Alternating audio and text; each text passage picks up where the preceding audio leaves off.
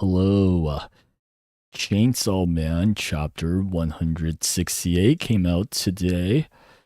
And this chapter it's also pretty short chapter, just like last chapter, but I think there is a bit less to go over.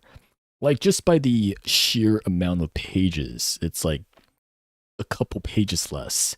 Overall, I think there's either 14 to 15 pages as a whole.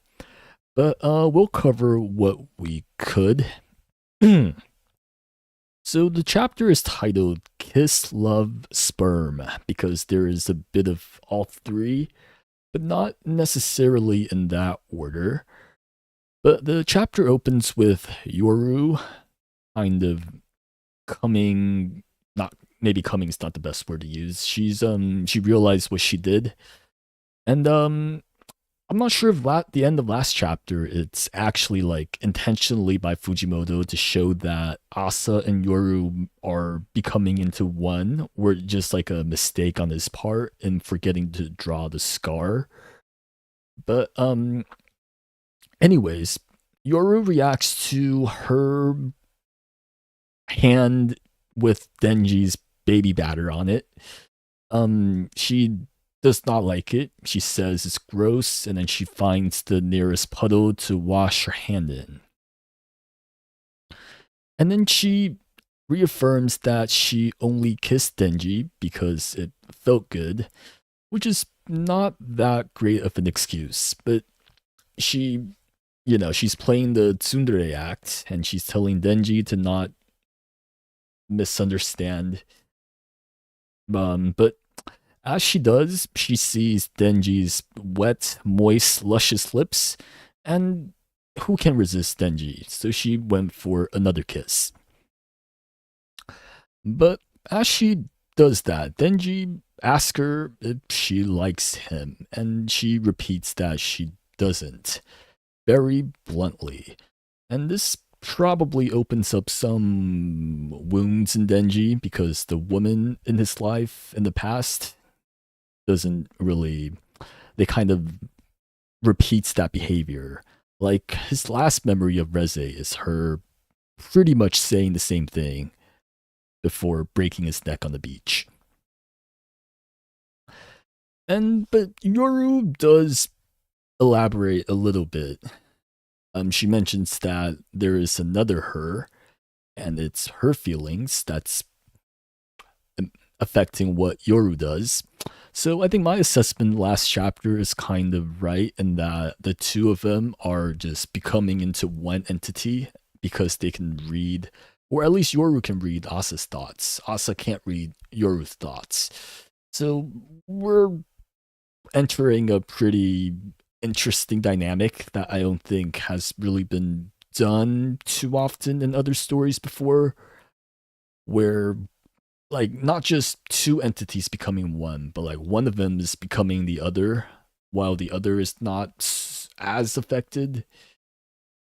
But I'm not sure if that's right either, because we'll see later that Asa is growing into, she's tapping into some of Yoru's powers as well. But that's aside the point. I think so. I think Denji might. This is where Denji might start to catch on that Asa, there's like another entity in Asa, because he too has Pochita in him, who he sometimes communicates with. So I think he'll figure it out maybe next chapter or so, pretty soon. Ba. But anyways, Yoru walks away. She's hungry. She leaves Denji to wallow in his misery in the alley. And this is at this point, this is kind of becoming Denji's signature position. Is on his sitting on the ground with his head on his knee. But as Yoru's walking away, Asa's the ghost of her specter form. I don't know what this is called, but she sneaks up on her and bashes her head against the wall. Which goes back a bit to what I was saying earlier about how Asa's also tapping into Yoru's abilities a bit, and that she has some influence on Yoru when Yoru takes over their body. Whereas in the past, she's just kind of a helpless bystander the whole time. And then Asa does the thing that most great protagonists do, which is to punch themselves in the face. And we kind of see Yoru try to explain herself, her actions a little bit, in that we go back to her, I guess, her immature understanding of like human interactions, in that Yoru think in pretty straightforward terms. So she thought that she was maybe helping Asa in getting her feelings across to Denji. And she thought maybe Asa would be appreciative of her. Whereas Asa has more of a sense of self. She's more worried about Denji's perception of her. Um, she thinks Denji might think that she is very promiscuous. She's a harlot, a slut. But I don't think Denji really cares about that in particular. He's more worried about the not liking him part. But anyways, I was wrong in that I predicted Asa's going to like run away in disgust and shame. She did not. The group just like hopped on another train, and then they find a conveyor belt sushi to eat, because they were talking about eating sushi earlier.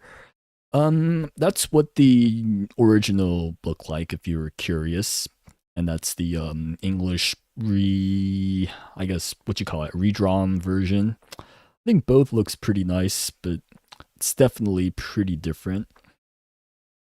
Since this chapter is pretty short, I want to maybe talk about some conveyor belt sushi for those of you that may not be familiar. So, if you're from like outside of Japan, there's not as many conveyor belt sushi.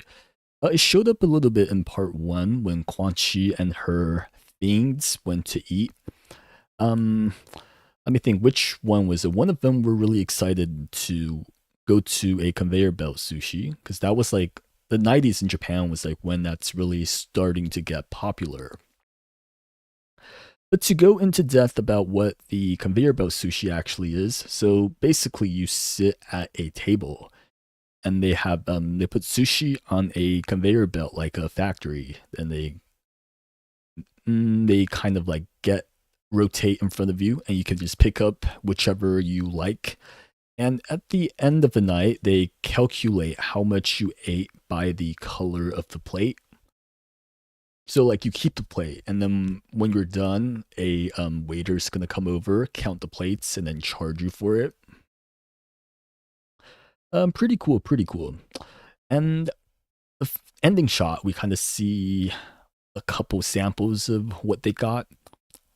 So to go more into detail about each sushi, this one is a tuna sushi. Tuna, I guess, nigiri, because sushi and nigiri are technically two different things. But so nigiri is like they give you like a set of twos, where sushi is like just a roll that they cut into little little edible pieces. Serving size is what I meant to say. But yeah, so this is a tuna sushi. This is a salmon roll. Sometimes they get fancy and they put like cucumbers on it. I think I prefer without the cucumbers, because they can fit more salmon roe on it. So it's like salmon eggs, salmon roe, which is different from a flying fish roe, because flying fish, their eggs are like a lot tinier, and it's less, I think it's less flavorful. Like the texture is different. Whereas the salmon roe, they kind of pop in your mouth. So it's, I guess it's like caviar in a way, but with salmon eggs. But this one I had a bit of trouble with. I think it's eel or unagi. Um, it's usually like covered in a deep sauce, deep eel sauce. So it's like when you get it in restaurants, it looks really brownish. But I also had some that are served like barely, not as much sauce, mostly just the fish that's grilled, and then they put it on top. I could be wrong about this one, but they usually like wrap it in a sheet of tiny sheet of seaweed. But I also had servings that doesn't do that. So this one I'm not entirely sure about. And this one is tamago or egg. So what they do is it's like a sweet egg because in Japan, they for breakfast they eat a lot of like sweet egg where they cook your egg in like this square pan and then they fold it and it's pretty good. It's pretty good. But the thing about this is this the tamago sushi is that apparently like if you go to a sushi restaurant the first thing you want to order is the tamago roll so that it's like a standard to check the sushi chef's skills. But yeah, that covers sushi. So what I think is going to happen next chapter, which is what you're probably more interested in, is I think something that's definitely going to happen next chapter is that we're going to get shirako, which is sperm sushi. It's a sushi made of fish sperm. So I think next chapter, shirako is definitely going to appear before Asa, which relates to, the past, this chapter and the past chapters theme of Denji's seeds, the sperm, but not, not Denji's sperm isn't on the sushi. The fish sperm is on the sushi.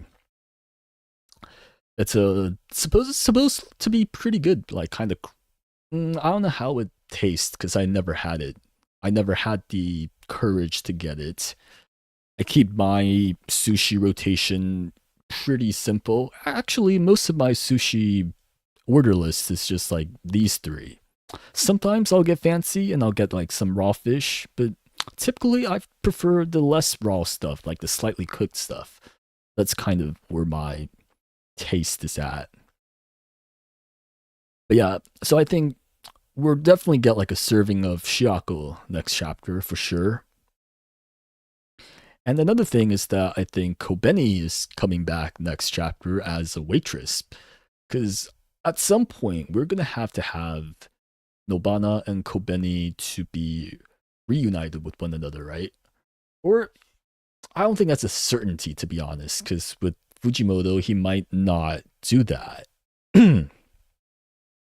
But my prediction is that Kobeni's coming back as a waitress again, but this time for the sushi restaurant.